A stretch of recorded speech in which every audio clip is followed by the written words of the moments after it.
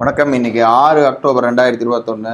ஆக்சுவலாக இன்றைக்கி பார்த்தீங்கன்னா காத்தாலேருந்து ரெக்கார்ட் பண்ணது எல்லாமே கிராஷ் ஆகிடுச்சு. சிஸ்டமுடைய டோட்டலாக வந்து ஷட் டவுன் ஆகிடுச்சு. ஆக்சுவலாக இன்றைக்கி பார்த்தீங்கன்னா ஒரே ஒரு கால் மட்டும் தான். இப்போ தான் ஒரு புட் ஆப்ஷன் எடுத்து உடனே நான் புக் பண்ண வேண்டிய நேரம் வந்துருச்சு. ஸோ ஆல்மோஸ்ட் ஒரு 364லேருந்து ஒரு 30 பாயிண்ட்லேயே புக் பண்ண வேண்டிய நிலைமை வந்துருச்சு. ஏன்னா சிஸ்டம் ரொம்ப இஷ்யூ கொடுத்துட்டே இருந்தது. சடனாக கிராஷ் ஆனதுனால நான் வந்து கட் பண்ண வேண்டிய நிலைமை அதை கட் பண்ணிட்டேன். இப்போதைக்கு இது ஒரு ட்ரேட் மட்டும் தான் நடந்திருக்கு இன்றைக்கி. ஆனால் இன்றைக்கி காத்தாலே நல்ல ஆப்பர்ச்சுனிட்டிலாம் கொடுத்துருக்கான். பட் காத்தாலேருந்து சிஸ்டம் கொஞ்சம் ட்ரபிள் பண்ணிகிட்ருக்கு. ஸோ இப்போதைக்கு வந்து ஒரு 6000 ப்ராஃபிட் மட்டும் தான் புக் பண்ணியிருக்கோம்.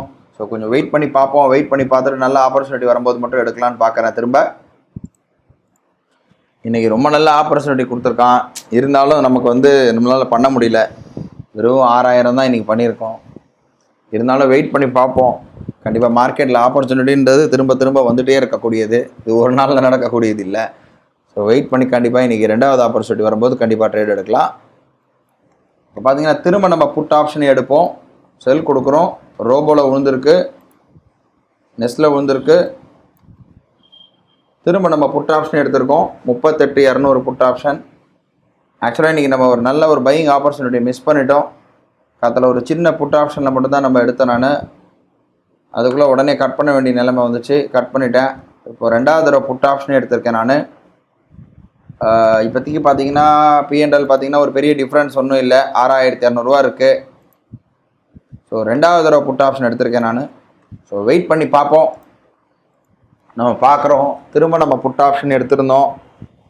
பார்த்தீங்கன்னா கரெக்டாக நம்ம செல் எடுத்து மேலே போயிட்டு ஜஸ்ட்டு மிஸ் ஸ்டாப் லாஸில் நமக்கு தப்பிச்சுது. ஆனால் நமக்கு தெரியும் கண்டிப்பாக கொஞ்சம் கீழே வரணும். பார்ப்போம்.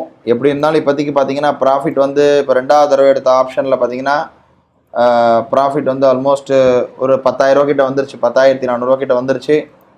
10,800 கிட்ட வந்துருச்சு. டார்கெட் ஒன்று அச்சீவ் வச்சுன்னா எல்லாமே கொடுத்துடலான்னு பார்க்குறேன். ஏன்னா இன்றைக்கி காத்தாலேருந்து எனக்கு சிஸ்டம் ப்ராப்ளம், அந்த ப்ராப்ளம், இந்த ப்ராப்ளம் இஷ்யூ நிறைய இருந்துகிட்ருக்கு சிஸ்டமில். ஸோ இந்த டைமில் நான் இன்னும் பொசிஷனை வச்சுக்க வேணும்னு தான் பார்க்குறேன்.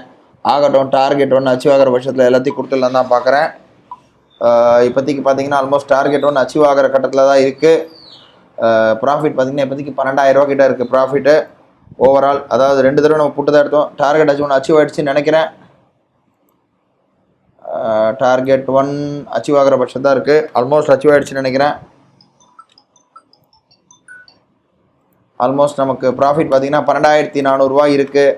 அச்சீவ் ஆகிடுச்சு. டார்கெட் 1 ஹாஃப் குவான்டிட்டி கட் ஆகிடுச்சு. ரோபோவில் 11,800 12,000 கிட்ட இருக்குது ப்ராஃபிட்டு.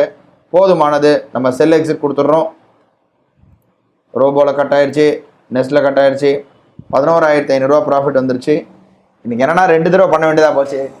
2 தடவையும் புட்டு தான் எடுத்தோம். ஆனால் மார்க்கெட் நல்லா மேலே போச்சு. நம்ம காத்தாலே பார்த்துருந்துன்னா கண்டிப்பாக பண்ணியிருக்கலாம். சிஸ்டம் மிஷினோட லேட் ஆகிடுச்சு. பரவாயில்ல, நானே ஒரு புது ட்ரேடில் சந்திக்கலாம். நன்றி, வணக்கம்.